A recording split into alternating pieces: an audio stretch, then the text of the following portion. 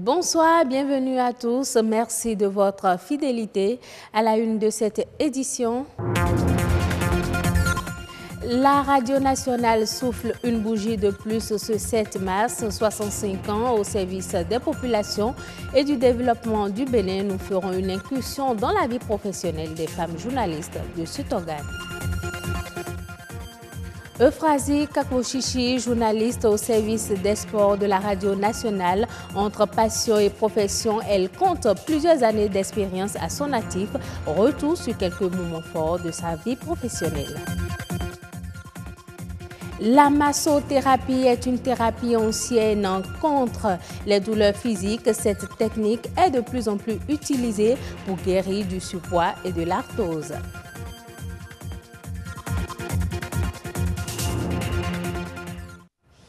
Créée le 7 mars 1953, la Radio nationale du Bénin a 65 ans. Cette station du service public s'emploie depuis son existence à servir ses auditeurs. Son personnel est constitué d'hommes et de femmes professionnels, des femmes dont le leitmotiv pour ce type d'organe est la passion. Pour en savoir davantage, je vous invite à suivre ce reportage de Christelle Tongodo, Anthony Alaka et Rodrigue Blondomé. Entre ces femmes de médias et la radio, c'est une histoire d'amour. Elles ont choisi et aimé, depuis toujours, pour des raisons diverses. La radio, c'est un art. C'est magique. C'est le contact avec les auditeurs. La radio, elle est vraiment légère. C'est-à-dire, vous n'avez pas besoin de grandes choses. La radio, malgré sa simplicité, obéit à des normes. Même si pour ce type de médias, la passion reste la condition sine qua non. Il faut avoir de la passion pour la radio. Maîtriser la langue dans laquelle on parle. Il faut avoir une voix, c'est vrai, une voix, on dit voix radiophonique. À la radio, c'est très important d'avoir une bonne diction. Quand tu n'as pas l'humilité, par exemple, tu ne peux pas avoir un langage assez digeste pour les auditeurs. À la radio, vous vous retrouvez dans un petit studio. Vous travaillez, c'est vrai, en équipe, mais généralement avec un technicien. Et depuis votre studio, vous parlez pratiquement au monde entier. Donc, dans cet anonymat, vous êtes quelqu'un d'important parce que vous travaillez véritablement au mieux-être des autres. Désormais, ces mères de famille n'imaginent plus leur vie sans la radio. Ce précieux instrument les a chacune façonnées et leur confère ainsi in fine une nouvelle identité. J'étais très timide, mais quand je suis venue au journalisme, ça m'a permis d'être plus ouverte et de savoir parler en public. Ça m'a apporté un peu de notoriété. Avec la radio, je suis allée quand même assez loin. J'ai gagné quelques prix et ça fait ma fierté, la fierté de mes enfants. Comme je suis particulièrement dans le domaine des femmes, des enfants, ça m'a permis de vraiment me spécialiser et de découvrir davantage de choses concernant les femmes, les associations, les institutions, les organisations.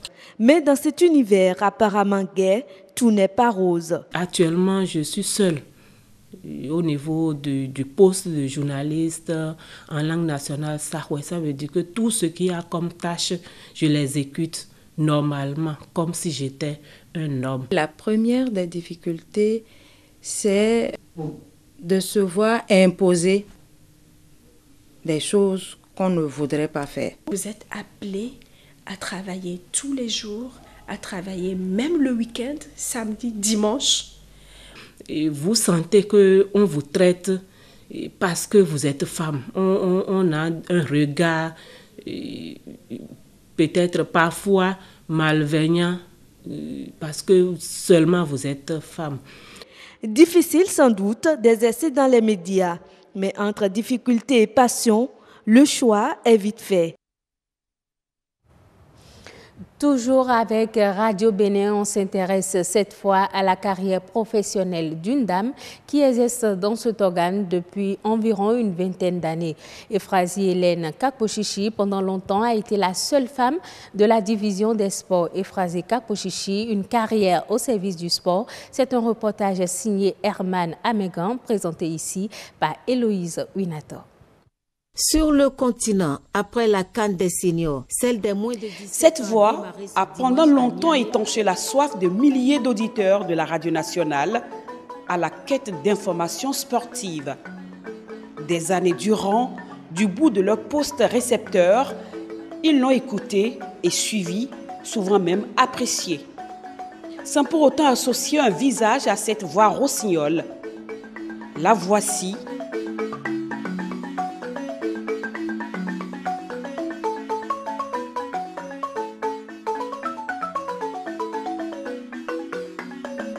Euphrasie Kakpochichi.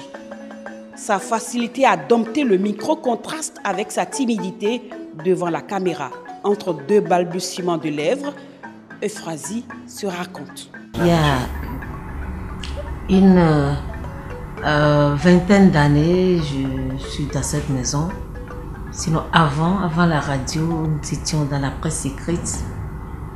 Et déjà au collège et jusqu'à l'université, nous collaborions déjà avec le quotidien national, La Nation aujourd'hui. C'était Ewouzou dans le temps. J'avais de la passion.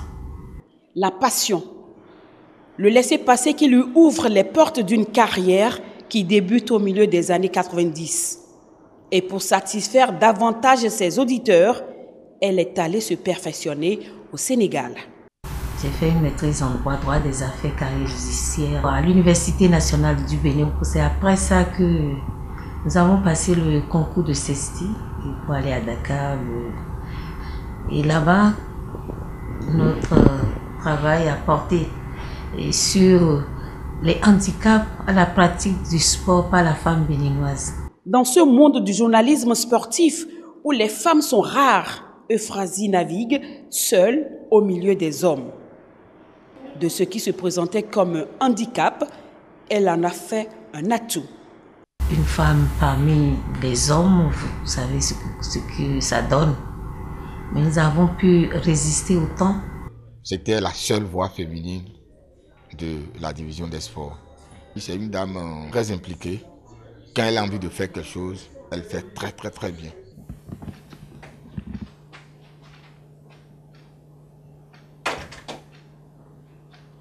Nous sommes un après-midi de dimanche. L'horloge affiche 16h. Même heure sur Radio Bénin et c'est l'heure de musique et sport. Radio Bénin. Il est 16h.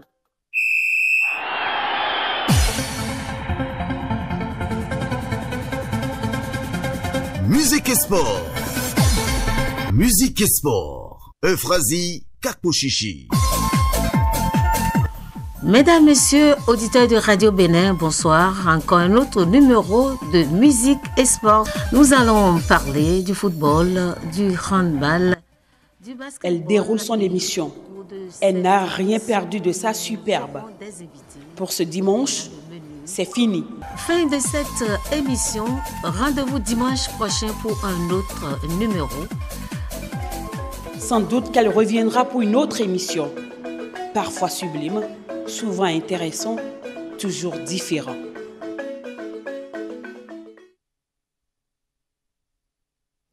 Pour guérir de leur surpoids ou d'arthrose, beaucoup optent pour la massothérapie. La technique serait moins coûteuse comparativement aux dépenses liées à la prise en charge par la médecine moderne. Qu'est-ce que la massothérapie? Comment fonctionne-t-elle? Allons à la découverte de cette technique plus ou moins développée sous nos cieux à travers ce reportage.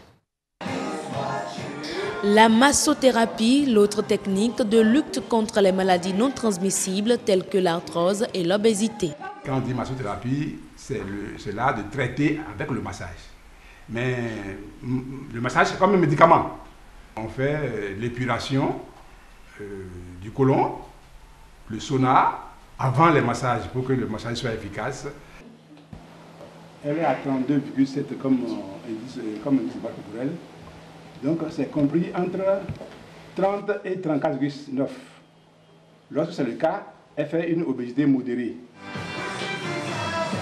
Mis à part ce centre de traitement par massothérapie installé à Kpaou, dans la commune de Ouida, la technique est presque inconnue au Bénin. Il y a des jours où on n'a pas de patients, mais d'autres jours, vraiment, je n'ai pas le temps. Lorsqu'ils sont dépassés par les soins médicaux, eh bien, ils viennent, que ce soit les problèmes de nerfs, l'hypertension avec paralysie, l'arthrose surtout. Je suis dans ma 75e année. Je suis passée de 128 kilos à 106. Pour les tout premiers débuts, il faut prévoir environ 100 000 francs CFA afin de bénéficier de 2 séances consécutives obligatoires à raison de 45 000 francs CFA la séance. J'ai fait 9 séances. Les 2 premières séances, vraiment, c'est fatigant. Par exemple, les personnes obèses ayant fait l'expérience de la chirurgie de l'obésité, la maxothérapie coûterait moins cher et plus efficace comparée à l'opération chirurgicale qui coûte plus de 2 500 000 francs CFA, sans compter les frais de médicaments et le suivi du malade, soit une nette différence d'environ 2 millions de francs CFA.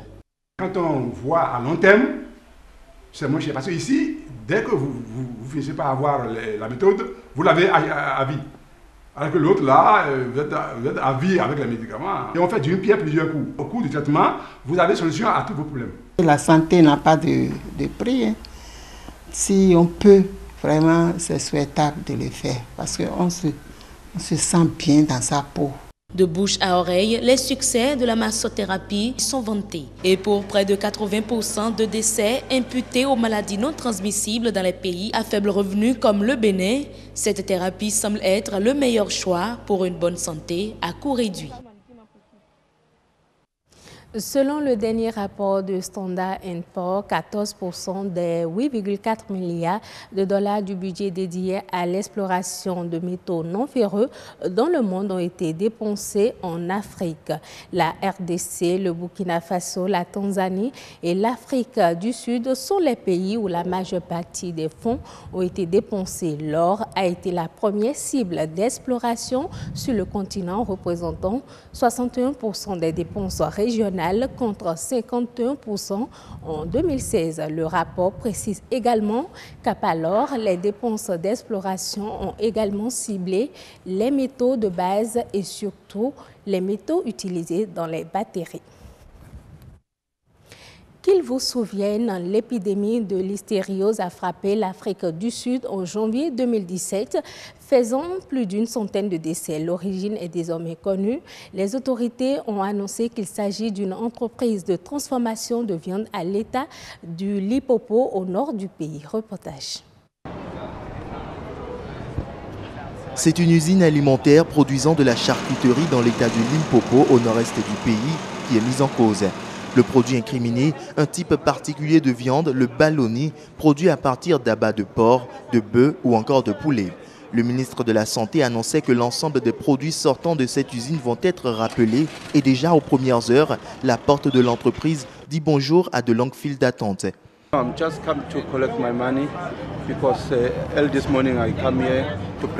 Je viens juste chercher mon argent parce que ce matin, j'ai appris à la télévision et dans les journaux que cette entreprise vendait de mauvaises choses. J'ai rapporté tout ce qu'ils m'ont vendu. Peut-être que j'aurai mon argent, je ne sais pas. Je rends ce produit de l'entreprise parce que j'ai entendu aux infos hier soir qu'on devait rendre les produits. C'est pour ça que je suis là. L'entreprise accusée n'était pas joignable dans l'immédiat pour un commentaire. La listériose tue depuis plus d'1 an principalement les femmes enceintes et les nouveau-nés, 180 au total sur 950 cas déclarés. Toute l'Afrique du Sud était devenue paranoïaque car elle a fait des victimes dans les 9 provinces du pays. Place maintenant à une vaste opération de nettoyage. Les produits de l'entreprise doivent être retirés des supermarchés, a affirmé le ministre de la Santé, invitant chacun à vérifier sa propre nourriture. Identifier la source ne signifie cependant pas la fin de l'épidémie.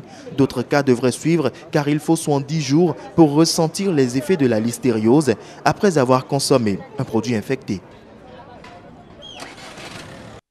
C'est la fin de cette édition. Retrouvez Estelle Pazou demain à 12h45 pour une nouvelle édition du journal sur BB24.